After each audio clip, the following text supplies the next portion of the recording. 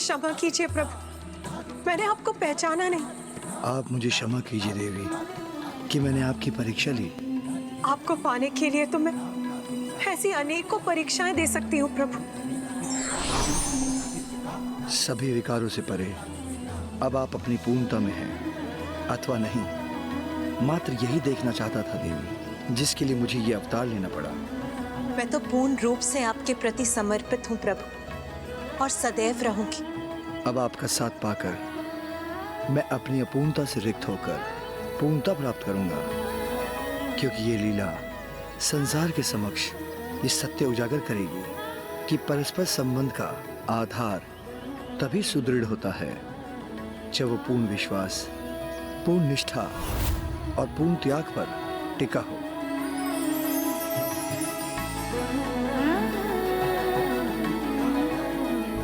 अद्भुत। माँ के दृष्टिकोण से तो मुझे इस कथा का ज्ञान था, किंतु अब आपने मुझे पिताश्री के दृष्टिकोण से भी ये कथा सुनाई तो मुझे ज्ञात हुआ कि माँ को पाने के लिए पिताश्री ने भी कितने कष्ट सहे और किस प्रकार उन्होंने अपने ब्रह्मचारी अवतार के उदाहरण से जगत के समक्ष सुखी संबंध का रहस्य उजागर किया। संसार को ये दर्शाया कि निष्ठा और विश्वास से ही उत्तम संबंध की नींव स्थापित होती है। जगत के समक्ष सुखी संबंध का रहस्य उजागर किया। किसी एक को त्याग करने के लिए विवश करने के स्थान पर एक दूसरे के प्रति त्याग की भावना से उनकी प्रसन्नता में अपनी प्रसन्नता पाने से ही जीवन सुखमय होता है और अटूट संबंध स्थापित होता है।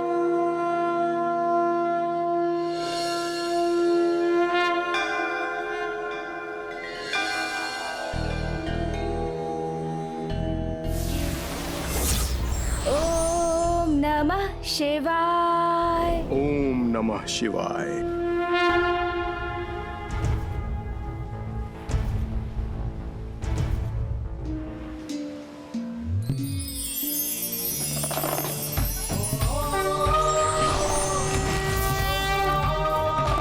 प्रणाम प्रभु। प्रणाम प्रभु। कल्याण हो।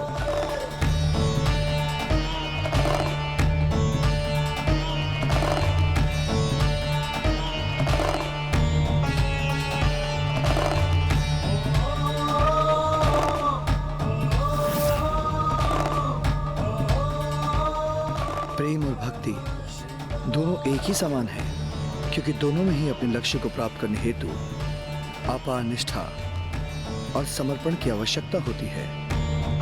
किंतु ये भी स्मरण रखना अनिवार्य है कि यदि किसी की भी निष्ठा में तनिक भी कमी रह जाती है अथवा उसके प्रेम और भक्ति में निस्वार्थ का मिश्रण होता है, तो उसने जो भी पाया होता है वो उसे खोने पर विवश भी हो सकता है।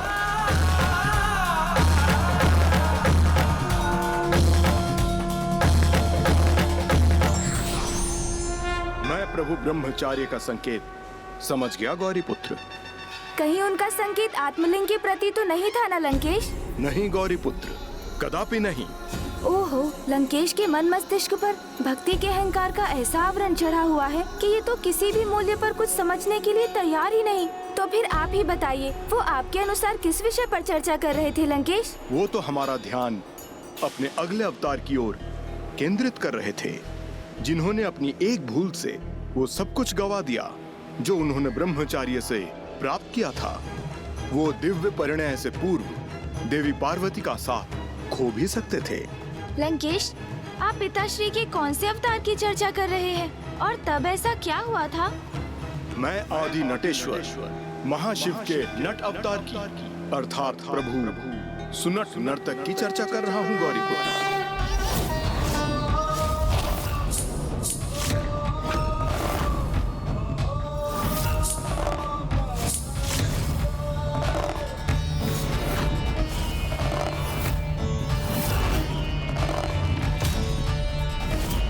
इस प्रकार प्रभु का नटराज स्वरूप सामने आया।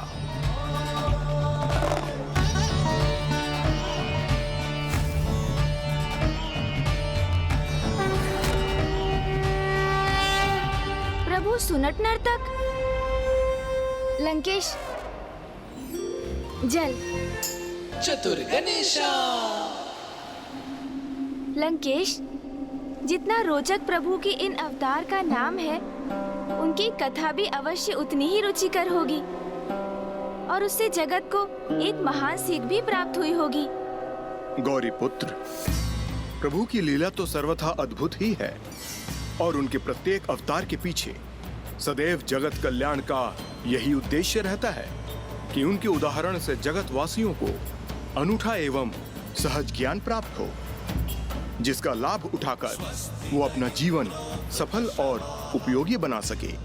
इसी क्रम में प्रभु शिव शंकर शंभू ने अपने सुनट नर्तक अवतार से मर्यादा पूर्वक सुखी वैवाहिक जीवन व्यतीत करने का मार्ग प्रदर्शित किया।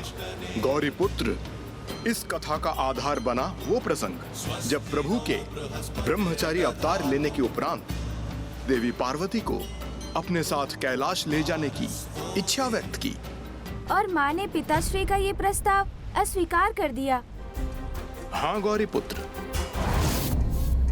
आप ये क्या कह रही हैं देवी? आपकी इस अस्वीकृति का क्या अर्थ है? प्रभु, मेरा अर्थ है कि अभी मैं आपके साथ कैलाश नहीं आ सकती, क्योंकि हमारा पूर्ण मिलन तो तभी स्थापित हो सकता है जब विधि विधान से हमारा ब्रह्म विवाह संपन्न हो, जो तभी संभव है जब आप अथवा आपके पक्ष से कोई मेरे माता पिता के समक्ष विवाह प्रस्ताव लेकर प्रस्तुत हो और वो कन्यादान कर मुझे आपको सौंपे, क्योंकि कन्यादान के बिना आपका मुझ पर पूर्ण अधिकार कैसे हो सकता है प्रभु? आपने सर्वथा उचित कहा देवी, क्योंकि मर्यादाओं को निभाए बिना कोई भी कार्य न तो शुभ होता है और न ही पूर्ण होता है। हम एक दूसरे को स्वीकार करते हैं, किंतु ये विवाह संबंध तो तभी संपूर्ण रूप से पूर्ण होगा जब आपके माता पिता की अनुमति और उनका आशीष प्राप्त होगा। मैं वचन देता हूँ, समस्त मर्यादाओं का पालन करते हुए आपके माता पिता द्वारा स्वेच्छा से कन्यादान के साथ वैदिक विधि से संपन्न होगा हमारा ब्रह्म विवाह।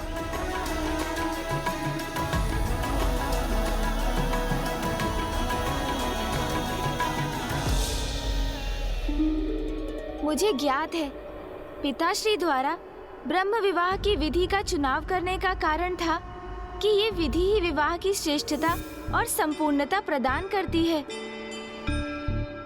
क्योंकि इसमें ना धन का लेन देन होता है, ना व्यापार इसका आशय होता है और ना ही कोई अन्य स्वार्थ निहित होता है। ब्रह्म विवाह तो मात्र मर्यादा और कन्या के माता पिता के आशीष के साथ उनके द्वारा पूर्ण हृदय से कन्यादान किए जाने से ही संपन्न हो जाता है। आपने सर्वथा उचित कहा गौरी पुत्र। अब तो जैसे आप पर मेरी संगति का प्रभाव उसके चरम पर है, क्योंकि आप तो बुद्धिमान पूर्व से ही हैं, किंतु अब आपकी बुद्धिमता में अपार वृद्धि हो गई है। कदाचित ये तो आपके द्वारा सुनाई जाने वाली शिव कथा का ही प्रभाव है लंकेश। तो फिर आगे सुनिए कि क्या हुआ।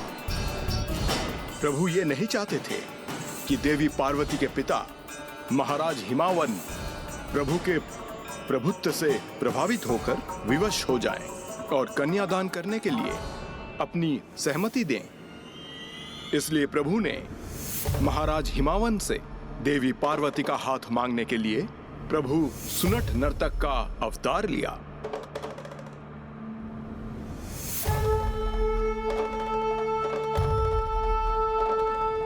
अब समय आ गया है।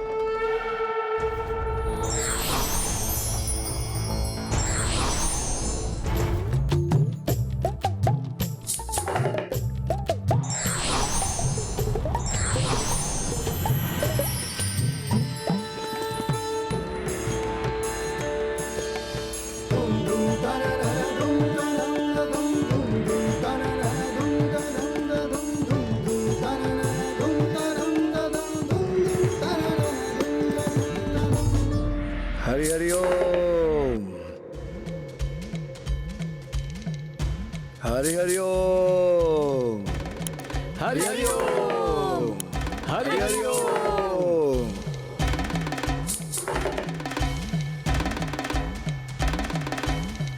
हरि हरि ओम। हरि हरि ओम।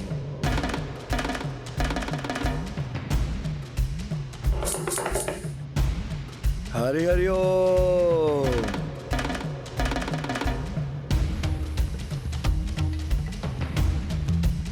हरि हरि ओम। इतनी व्यग्रता का आभास क्यों हो रहा है मुझे? ऐसा प्रतीत हो रहा है जैसे मेरा कोई अति प्रिय मेरे कहीं निकट ही हो। हरि हरि ओम। क्या वो यहाँ पहुँच गए? कौन सखी? कौन पहुंच गए यहाँ? नहीं, कोई नहीं।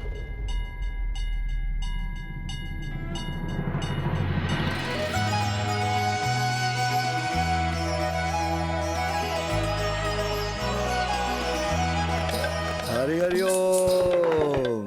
हरि हरि ओम।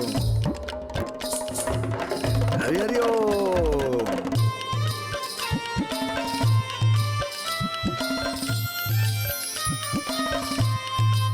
हरि हरि ओम। हरि हरि ओम।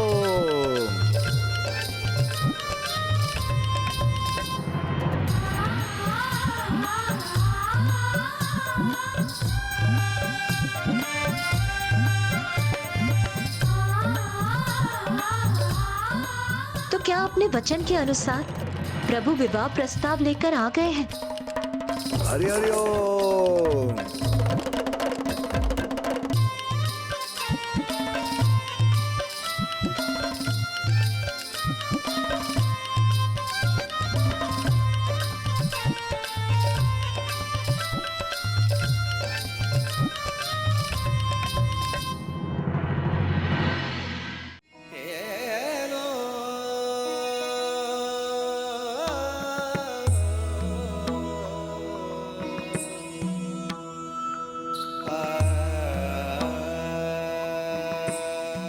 ये तो कोई और ही, किंतु फिर भी इनके प्रति आकर्षण का आभास क्यों हो रहा है मुझे?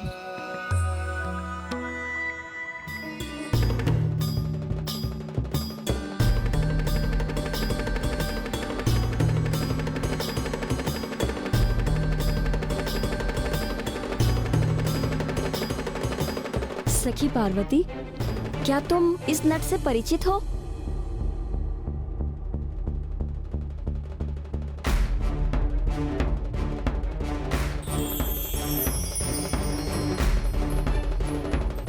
इतने समय बाद माता के दर्शन हुए।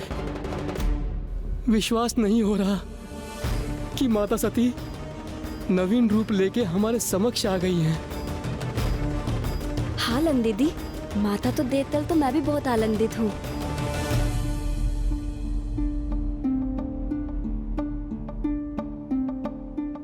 बताइए ना सखी पार्वती, क्या आप इनसे पूर्व परिचित हैं? आभास तो कुछ ऐसा ही हुआ था मुझे।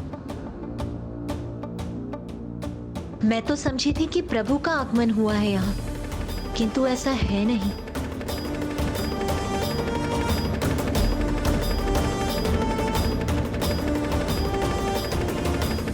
अर्थात माँ को शंका हुई थी कि नट के रूप में पिताश्री ही हैं। गौरी पुत्र, नट तो अपना भेष और रूप परिवर्तित करने में अत्यंत निपुण होते हैं। प्रभु महादेव शिव शंकर शंभु तो आदि नट हैं, स्वयं नटेश्वर हैं वो। फिर भला उन्हें इतनी सरलता से कौन पहचान सकता था? देवी पार्वती को उनके आगमन का आभास हो चुका था, किंतु फिर भी इसे लेकर उनके मन में एक संशय था। फिर क्या हुआ लंकेश? फिर प्रभु ने क्या किया? उन्होंने देवी पार्वती के माता पिता का ध्यान अपनी ओर आकर्षित करने का प्रयास किया, किंतु वो इसमें सर्वथा विफल होने वाले थे।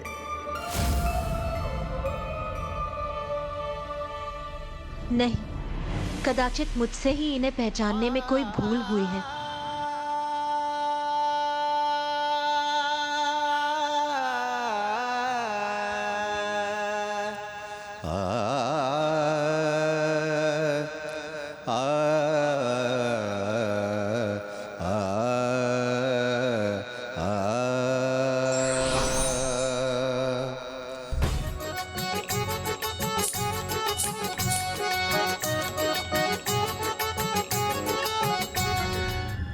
नैना, क्या हुआ?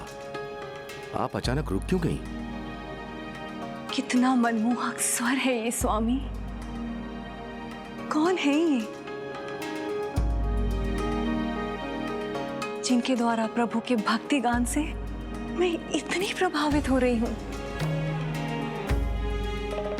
देवी मैना, ये जिनका भी स्वर है, उन्हें हम कभी भी राजभवन में आमंत्रित कर उनके गायन का आनंद उठा सकते हैं।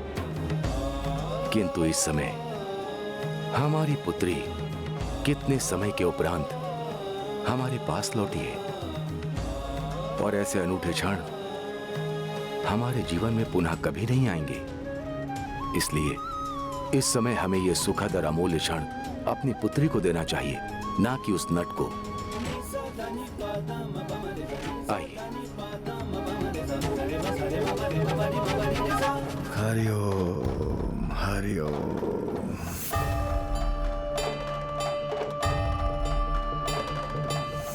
हरिओम हरिओम। महाराज, मुझे आशा है मैं आपको यहाँ अपने नट कौशल का प्रदर्शन करने प्रस्तुत हुआ हूँ। यदि आप मुझे एक अवसर दें तो मैं आपको अपने प्रभु विष्णु, प्रभु शिव की कथा सुनाने का एक अवसर चाहता हूँ। हरि हरि ओम।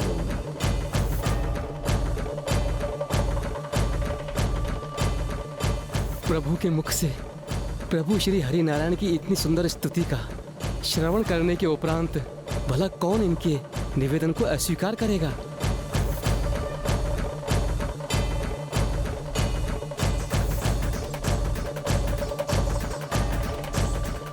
अद्भुत। स्वागत है तुम्हारा सुनट नर्तक। तुम्हारे गायन से मैं और मेरा समस्त परिवार अत्यंत प्रभावित हुआ, और मुझे पूर्ण विश्वास है कि तुम्हारा नट कौशल और भी प्रभावी होगा। किंतु आज का दिन उसके लिए उचित नहीं है।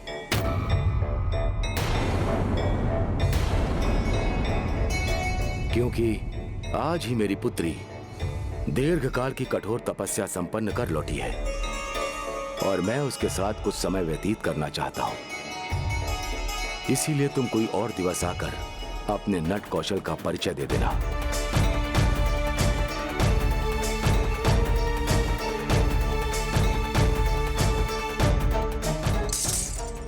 हरि हरि ओम। हरि ओम।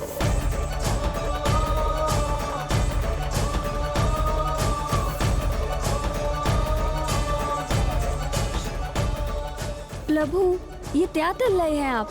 हाँ प्रभु, आप ऐसे कैसे लौट सकते हैं? नंदी, तोतला, हम यहाँ बिना निमंत्रण के अथवा पूर्व सूचना के ही पहुंच गए। इस समय साधारण प्रजाजन के रूप में होने के कारण हमें राजा के आदेश का पालन करना सर्वथा अनिवार्य है, क्योंकि यही राजा और प्रजा के संबंध की मर्यादा के अनुरूप है। हरि ओम हरि ओम।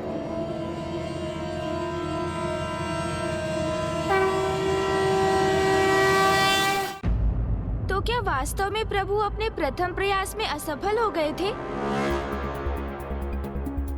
उन्हें माता से विवाह का प्रस्ताव प्रस्तुत करने का तो क्या, नानाजी महाराज हिमावन के समक्ष अपनी कला का प्रदर्शन करने का अवसर भी प्राप्त नहीं हुआ? गौरी पुत्र, जब महाराज हिमावन ने उनकी कला के प्रदर्शन के प्रस्ताव को अस्वीकार कर दिया, तो प्रभु कैसे अपनी मर्यादा का उल्लंघन करते, क्योंकि उनका तो इस अवतार का एकमात्र उद्देश्य था संसार को मर्यादा के पालन की सीख देना।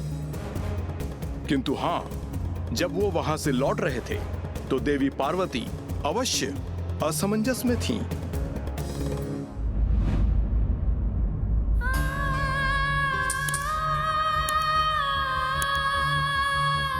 अपने किसी से विलग होने की अपार वेदना का अनुभव क्यों हो रहा है मुझे?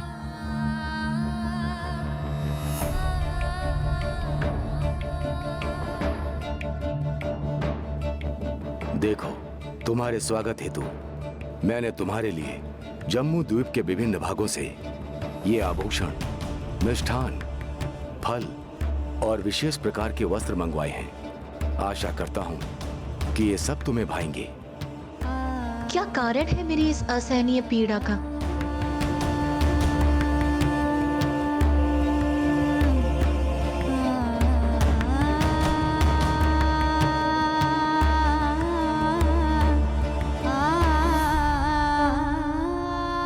पार्वती,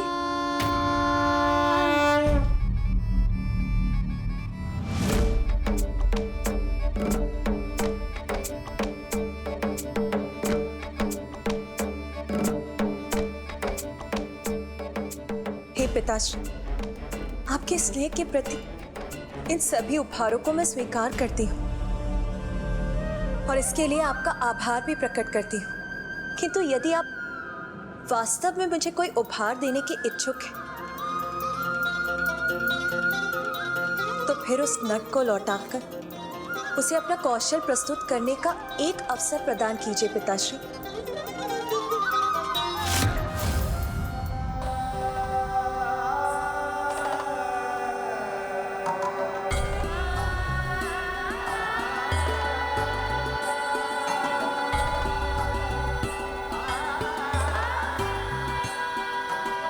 अवश्य पुत्री, तुम्हारी प्रत्येक इच्छा पूर्ण करना मैं अपना सौभाग्य समझता हूं।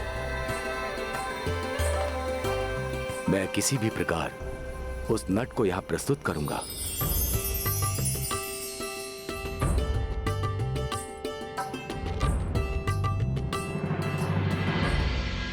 तो प्रभु को जो अवसर चाहिए था वो उन्हें प्राप्त हो गया।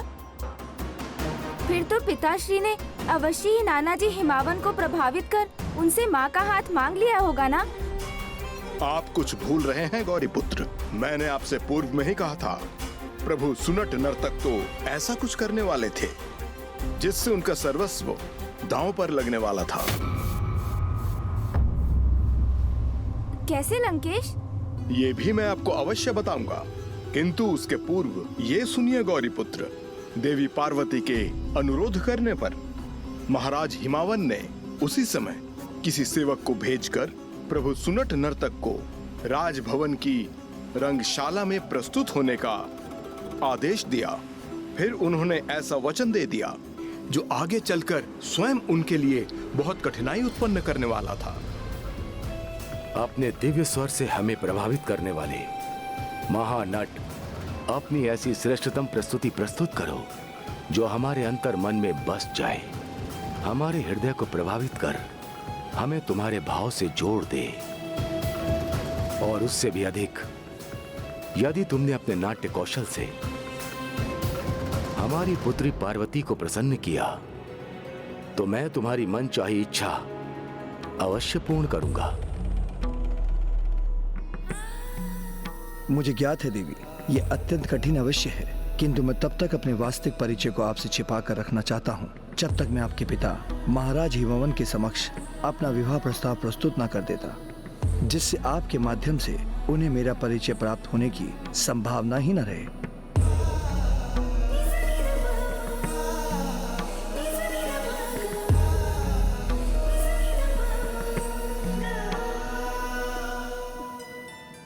महाराज, मुझे आशा है कि मेरे अपूर्व कला कौशल के प्रदर्शन के उपरांत आप अपने वचन पर स्थिर रहेंगे और मेरी मनचाही इच्छा अवश्य पूर्ण करेंगे। विश्वास रखो नट, यदि तुमने अपना कार्य कुशलता से पूर्ण किया तो मैं अपना वचन अवश्य पूर्ण करूंगा। तब उचित है मैं अपने नाटक के माध्यम से आपको एक कथा सुनाऊंगा, कथा भस्मासुर की,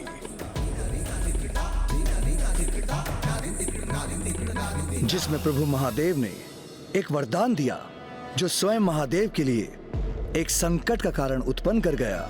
अवश्य, ये प्रसंग तो अत्यंत रुचिकर सिद्ध होगा।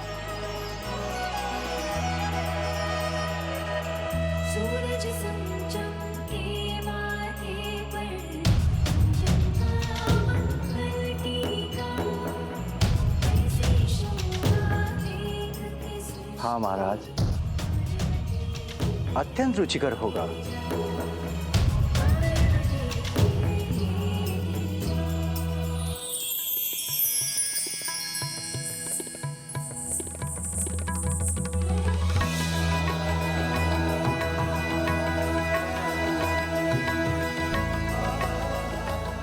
इससे पूर्व मैं इन्हें कभी नहीं मिली, किंतु इन्हें देखकर व इनके वचनों से मुझे ऐसा क्यों आभास हो रहा है जैसे मेरा इनसे परिचय आज का नहीं अपितु जन जन्मांतर का हो। कदाचित कहीं मैं इन्हें पहचानने में भूल तो नहीं कर रही। बस कुछ क्षण और पार्वती, फिर मन के बादल छटते ही आपके सारे भ्रम भी स्वतः ही दूर हो जाएंगे।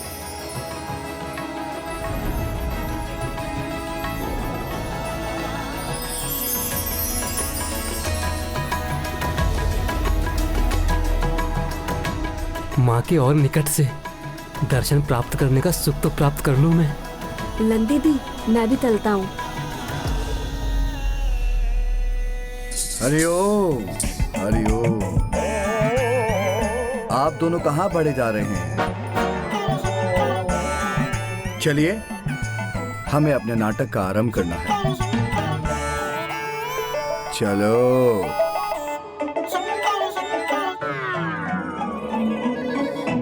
अर्थात माता को संशय तो था, किंतु एक बार पुनः उन्हें पिताश्री का वास्तविक परिचय ज्ञात होने से रह गया। हाँ गौरी पुत्र, उन्हें उनकी उपस्थिति का आभास तो हो रहा था, किंतु प्रभु सुनट नर्तक उनके द्वारा स्वयं को पहचाने जाने में बाधा उत्पन्न कर रहे थे। फिर शीघ्र वो दिव्य और अद्भुत संगीत नाट्य आरंभ हुआ। प्रभु सुनट नर्तक अर्थात आदि नट ने संसार के समक्ष अपना प्रथम अद्भुत नाट्य प्रस्तुत किया।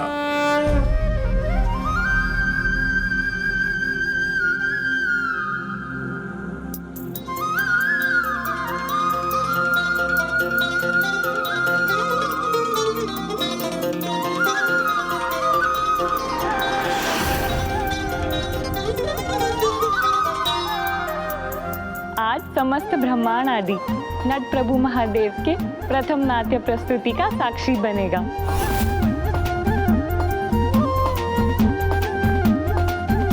प्रभु महादेव ने अपने नाट्य हेतु कितने रुचिकर प्रसंग का चुनाव किया है, वो तो स्वयं अर्थात महादेव और श्री हरि नारायण दोनों के पात्र निभाएंगे।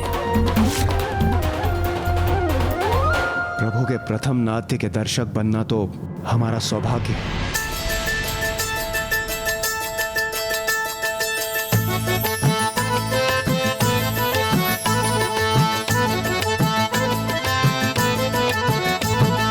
सुनो सुनो सुनो सुनो सुनो सुनो सुनो कथा ये महान, हरि और शिव का जिसमें गुणगान, भक्तों की भक्ति को देते हैं मान, महिमा से अपनी करे है कल्याण। सुनो सुनो सुनो कथा ये महान, हरि और शिव का जिसमें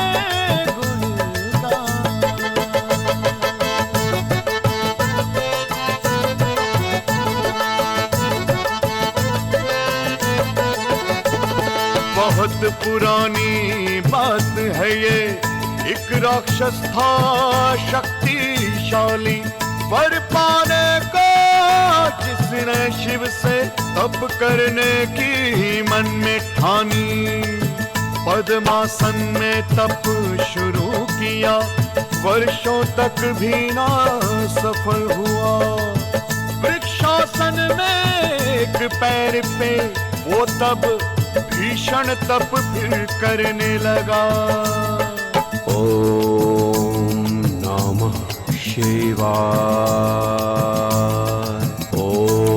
स्वर पहुंचा जब कैलाश में तो शिव जी का टूटा ध्यान, और हाँ प्रसन्न सन्मुख उनके प्रगट हुए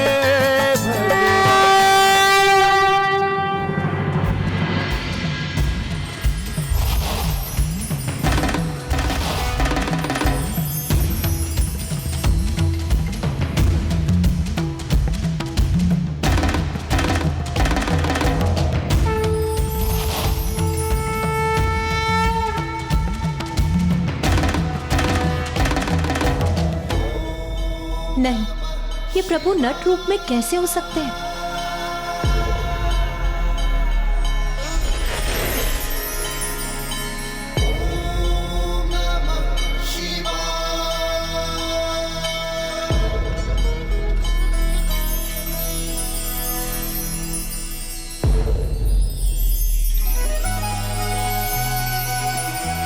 ये क्या हो रहा है मेरे साथ? मुझे वहाँ प्रत्येक पल मेरे प्रभु, मेरे महादेव ही क्यों दिखाई दे रहे हैं? सुनो सुनो सुन लो कथा ये महान, हरि और शिव का जिसमें गुणगान।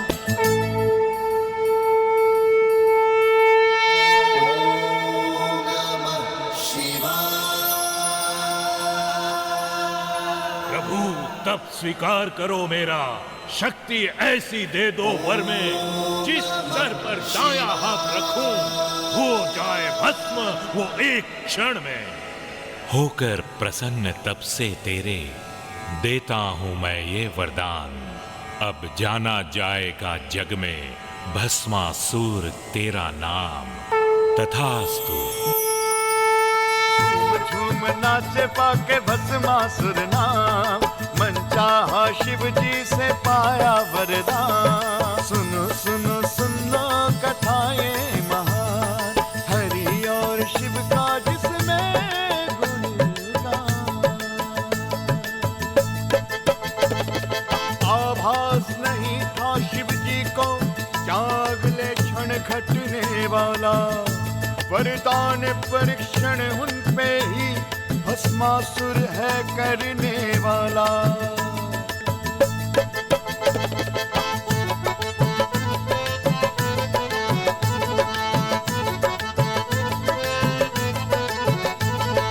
प्रभु शंका मन को घेरे है, मैं किस पे अपना हाथ धरूं? सबसे पहले क्यों ना वर की मैं आपसे ही शुरुआत करूं? आके वर भस्मासुर मांगे प्रमाण, दौड़ रहे शिव जी बचा के अपने प्राण। आके वर भस्मासुर मांगे प्रमाण, दौड़ रहे शिव जी बचा के अपने प्राण। सुनो सुनो सुन लो कथा ये महान, हरि और शिव का जिसमें गुणगान। भक्तों की भक्ति को देते हैं मान, महिमा से अपनी करे है कल्याण। सुनो सुनो सुन लो कथाएं महान, हरि और शिव का जिसमें गुणगान। शरण ली नारायण की शिव ने, बोले प्राण बचाओ, भस्मासुर पीछे है मेरे, युक्ति कोई सुझाओ।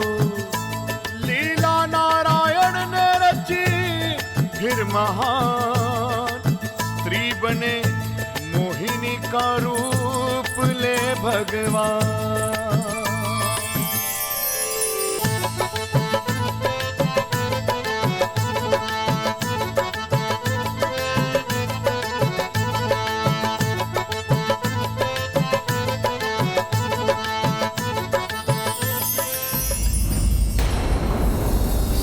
सुंदरी, मन को तुमने मोह लिया मेरे, आज विवाह करूंगा मैं तुमसे, स्वीकार करो प्रस्ताव आज।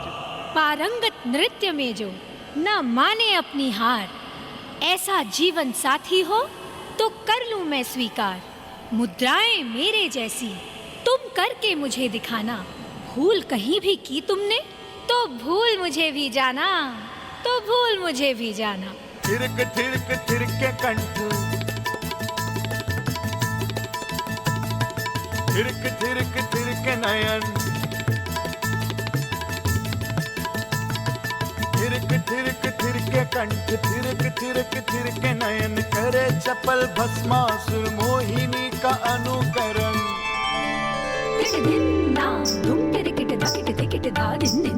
दादा किट दादा किट दादा किट दादा किट दादा किट दादा किट दादा किट दादा किट दारिन निंदा किट दा गेनदा ततगड़ान धा तुन्ना कत ततगड़ान धा तुन्ना कत ततगड़ान धा तुन्ना कत धा दादर गड़तक गड़ता किट दाड़ दा क्लदन क्लदन नकट तक तिट गलान दंता ददर गड़तक कता कता कत ना ना ना ना ना गदन गदन गंदर गड़तक गंतदा कता कता कत ना ना ना ना ना गदन गदन गंदर गड़तक गंतदा कता कता कत ना ना ना ना ना गदन गदन गंदर गड़तक गंतदा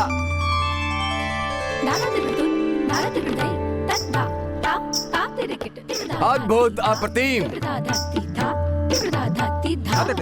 घंतरान दंता ददर गड़तक दादर गड़तक दादर गड़तक दादर गड़तक दादर गड़तक दादर गड़तक ताता तुन तुन तिका दिड़ रही ताता तुन तुन तिका दिड़ रही ताता तुन तुन तिका दिड़ रही तिका दिड़ रही तिका दिड़ रही तिका दिड़ रही कतक दिगने दातिन्ना कतक दिगने नगन नगन नगन तेरे कत ददर ददर कतक दिगने दा ददर ददर कतक दिगने दा ददर ददर कतक दिगने दा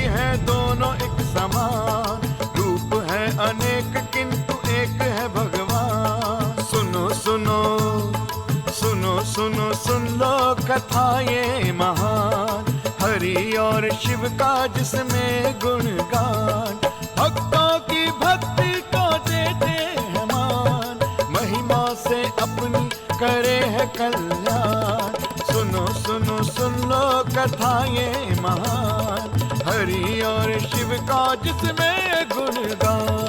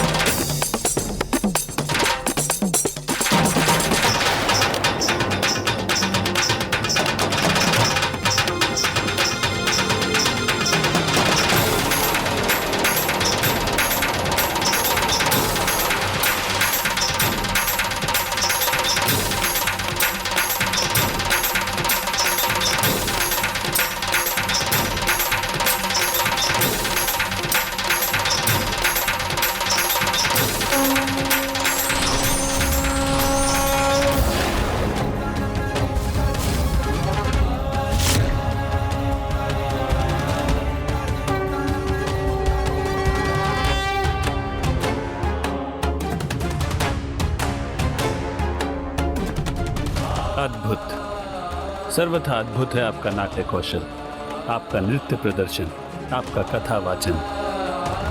हे महादेव, हे महान नटराज।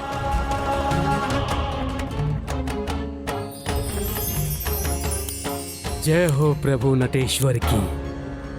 प्रभु नटेश्वर की जय हो।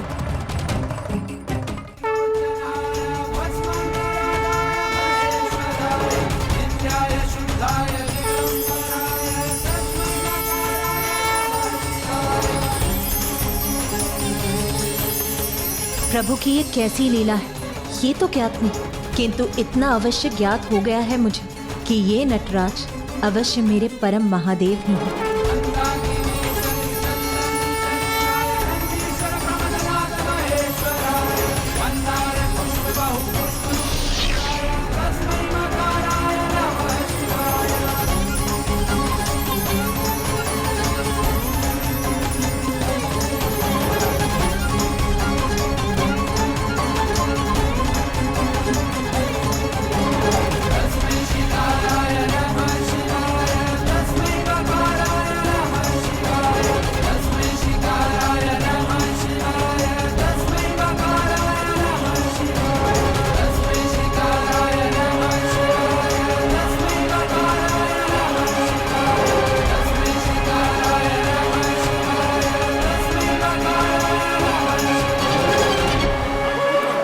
अप्रतिम, उत्तम, अद्वितीय, अद्भुत, अप्रतिम। प्रभु के नट रूप में उनकी प्रथम स्तुति का दर्शक बनना तो अत्यंत अपूर्व अनुभव रहा होगा ना लंकेश, जिसके कारण उन्हें अनेक नाम भी प्राप्त हुए, जैसे आदि नट, नटेश्वर, नटराज और सुनट नर्तक।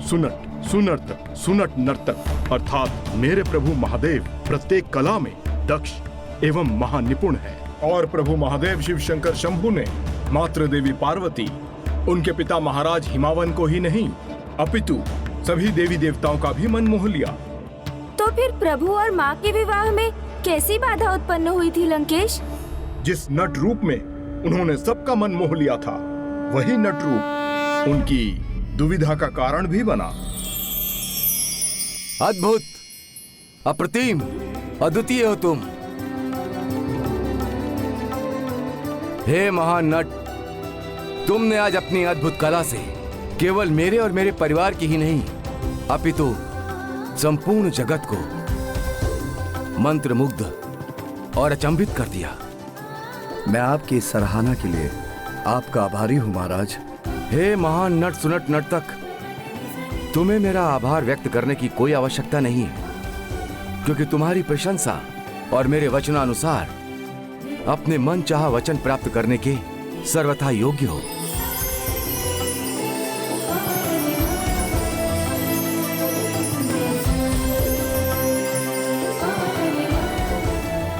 अब मुझे ये ज्ञात हो चुका है कि इन नट के रूप में ये मेरे स्वामी ही हैं।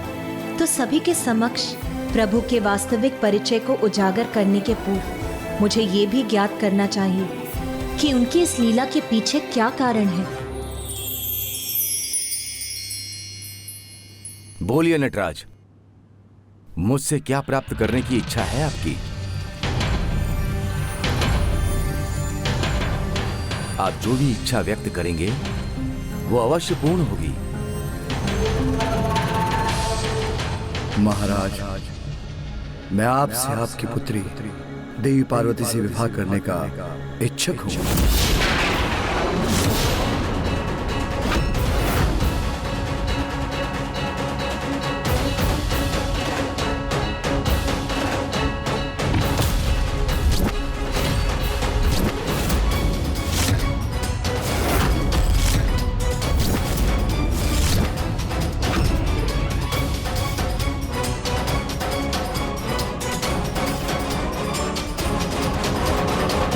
नट, अपने इन अनुचित वचनों को लौटा लो। किंतु मेरी तो यही इच्छा है महाराज, विधि पूर्वक विवाह संबंध हेतु मेरे हाथ में सौंप दे। दुस्साहसी नट, तुम अपनी समस्त सीमाएं लांघ रहे हो। तुमने इसकी कल्पना भी कैसे की? मैं हिमालय का अधिपति अपनी प्रिय पुत्री पार्वती का हाथ तुम जैसे तुच्छ नट के हाथ में सौंप दूंगा, जिसके पास ना कोई धन है ना संपत्ति। एक पिता द्वारा अपनी पुत्री, वो भी एक राजकुमारी का हाथ इस साधारण से नट को सौंपना, जो कि यहाँ वहाँ भटक कर अपना जीवन यापन करता है, ये कैसे संभव है भला? अपनी ऐसी इच्छा व्यक्त करने से पूर्व एक बार विचार तो किया होता।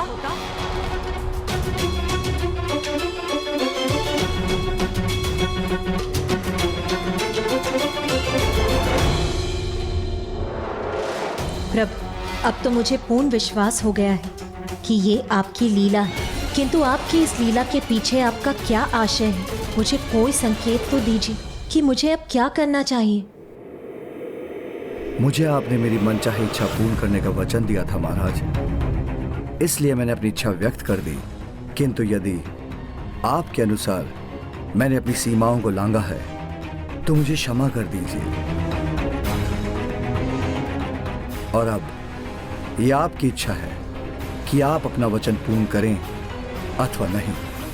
भले ही मुझे अपने वचन को भंग करने का भागी बनना पड़े, किंतु मैं तुम्हें अपनी पुत्री का हाथ कदापि नहीं सौंपूंगा, कदापि नहीं सौंपूंगा, कदापि नहीं सौंपूंगा।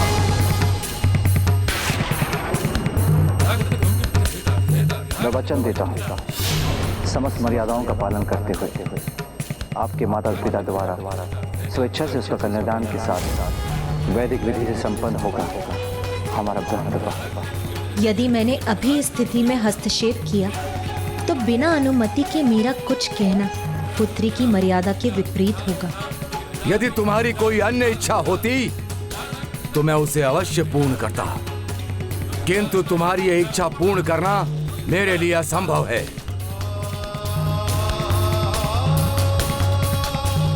किंतु मेरी तो यही एकमात्र इच्छा है महाराज।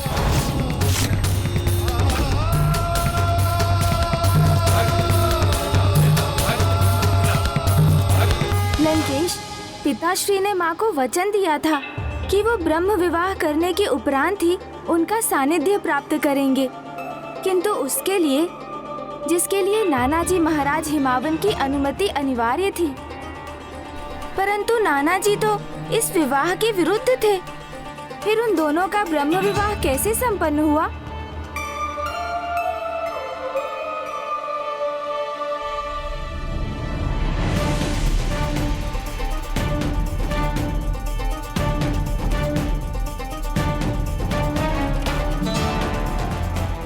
मुझे बताइए ना लंकेश, ब्रह्म विवाह तो माता पिता की अनुमति के बिना सर्वथा असंभव है, तो फिर प्रभु ने क्या किया?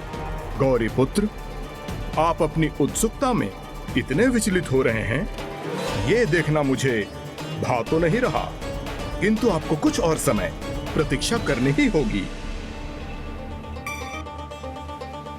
मैं आपको संपूर्ण कथा अवश्य सुनाऊंगा, किंतु सर्वप्रथम मुझे अपनी पूजा पूर्ण करने दीजिए, जो अभी तक संपन्न नहीं हो सकी है।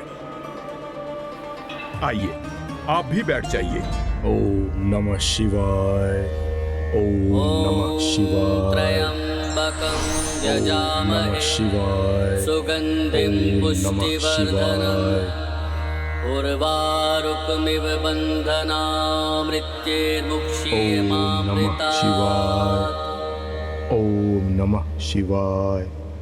चिंता मत कीजिए गौरी पुत्र, अब मैं पुनः प्रकट हो गया हूं और आपको कथा सुनाने का दायित्व मेरा है। प्रभु और देवी पार्वती दोनों ही विवश थे, क्योंकि प्रभु ब्रह्म विवाह के मर्यादा के विरुद्ध नहीं जा सकते थे और देवी पार्वती पुत्री की मर्यादा का पालन कर रही थी।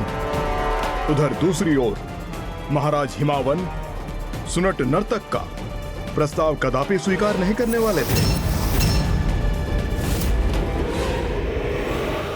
यदि मैंने तुम्हें इच्छा पूर्ण करने का वचन नहीं दिया होता तो इस दुस्साहस हेतु मैं तुम्हें उचित दंड देता।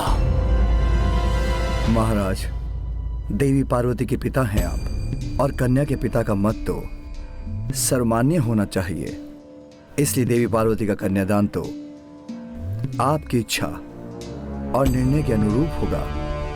किंतु मेरा आपसे अनुरोध है, यदि आप अपना क्रोध त्याग कर और मुझे अपनी योग्यता प्रमाणित करने का एक और अवसर प्रदान करने की कृपा करें। नट, तुम्हारी कथा के अनुसार भस्मासुर का इतना भयंकर अंत हुआ क्योंकि उसने अनुचित इच्छा की थी, वही तुम भी कर रहे हो।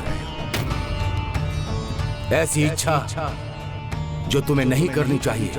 इच्छाओं की तो कोई सीमा नहीं होती महाराज, किंतु इच्छा पूर्ति के लिए किया गया कर्म वो मर्यादा की सीमा में ही रहना चाहिए, क्योंकि मर्यादाओं का उल्लंघन कर संपन्न किया गया कार्य सफल होकर भी सफल नहीं होता।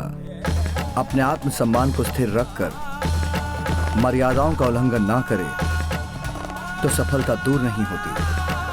इसलिए मेरा मर्यादित आचरण अवश्य मेरी सफलता का कारण बनेगा। कदापि नहीं, ऐसा कदापि नहीं होगा, कदापि नहीं। महाराज, आप कन्या के पिता हैं, जो एक बहुत बड़ा उत्तरदायित्व है। अपनी पुत्री के लिए एक उचित वर चुनने का अधिकार है आपको। किंतु एक पिता होने का एक और भी दायित्व है, अपनी पुत्री की इच्छा ज्ञात करना कि वो विवाह हेतु किसी को अपनी योग्यता एवं चरित्र प्रमाणित करने का एक अवसर प्रदान करना चाहती है अथवा नहीं।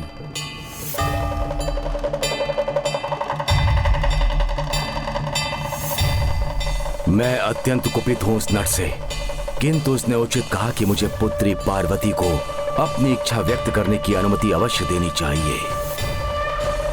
कहीं महाराज इन नट के सुझाव को स्वीकार करने तो नहीं जा रहे हैं?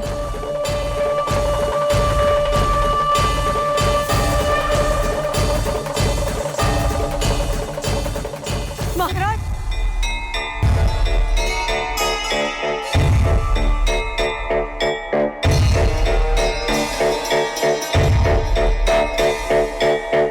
अर्थात प्रभु ने अपने सुनट नर्तक अवतार की लीला से नानाजी महाराज हिमावन के उदाहरण को माध्यम बना के संसार को ये सीख प्रदान की है कि यदि अपनी कन्या के लिए उचित वर का चुनाव करना एक पिता का दायित्व है, तो अपनी पुत्री की इच्छा ज्ञात करना भी एक पिता का कर्तव्य है। हाँ गौरी पुत्र, प्रभु सुनट नर्तक अवतार ने मानवता को एकमात्र ये सीख नहीं दी, उनकी लीला से यह भी स्थापित हुआ कि कन्या को भी अपना वर चुनने के लिए अपना मत प्रस्तुत करने का अवसर प्रदान किया जाना चाहिए। और इसी सीख के कारण प्रभु सुनट नर्तक को भी महाराज हिमावन की कन्या का वर बनने हेतु अपनी योग्यता प्रमाणित करने का दूसरा अवसर प्राप्त हुआ।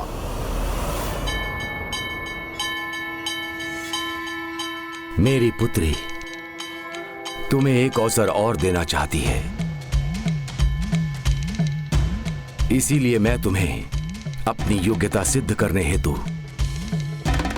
अनुमति देता हूं। महाराज, आपने मुझे अवसर दिया जिसके लिए मैं आपका आभारी हूं, अन्यथा मर्यादा की रक्षा हेतु मैं यहां से प्रस्थान कर चुका होता,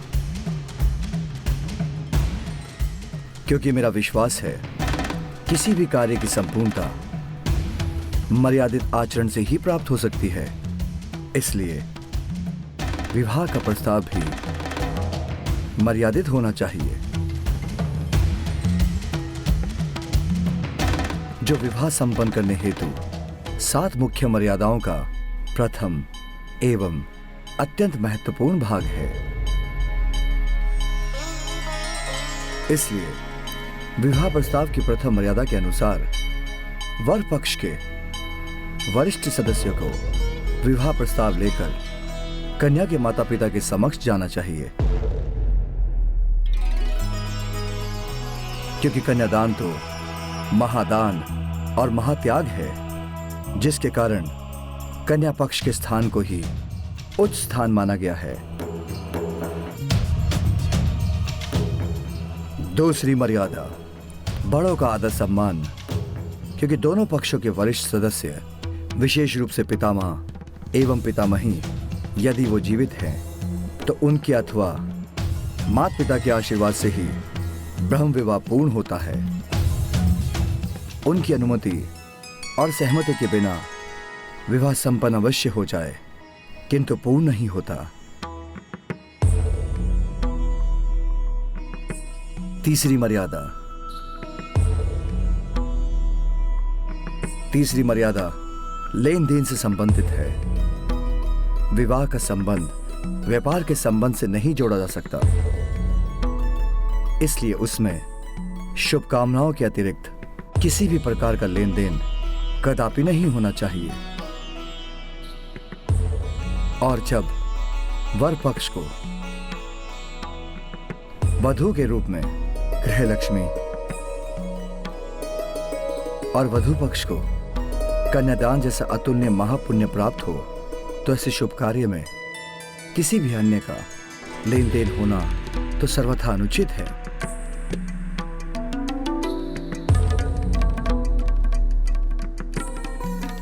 चौथी मर्यादा गुप्त प्रयोजन से संबंधित है।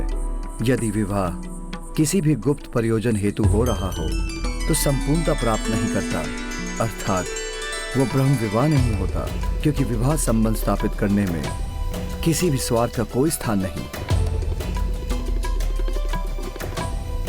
आपने सर्वथा उचित कहा देवी, क्योंकि मर्यादाओं को निभाए बिना कोई भी कार्य ना तो शुभ होता है और ना ही पूर्ण होता है।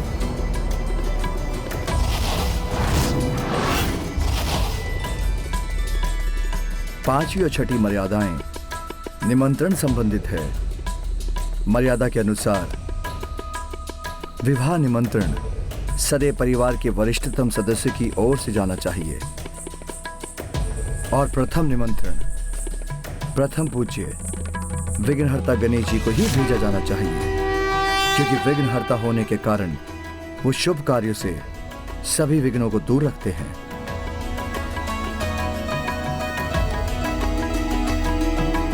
अद्भुत। एक साधारण नट होने के उपरांत भी ये कितना विवेकशील और उत्तम विचारक है। प्रशंसनीय है इसकी वाणी।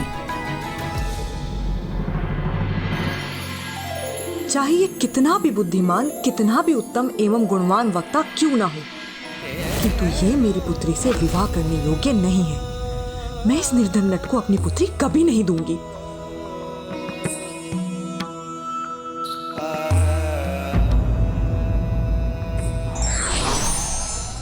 मर्यादित मनुष्य सदैव अनुशासन में रहता है और अनुशासन ही व्यक्ति के जीवन के प्रत्येक मार्ग में सहायक बन उसे महान भी बनाता है। विघ्नहर्ता श्री गणेश के अद्भुत शक्तियों से भरे वीडियोस देखने के लिए चैनल को सब्सक्राइब करना न भूलें और साथ ही बेल आइकॉन भी दबाएं।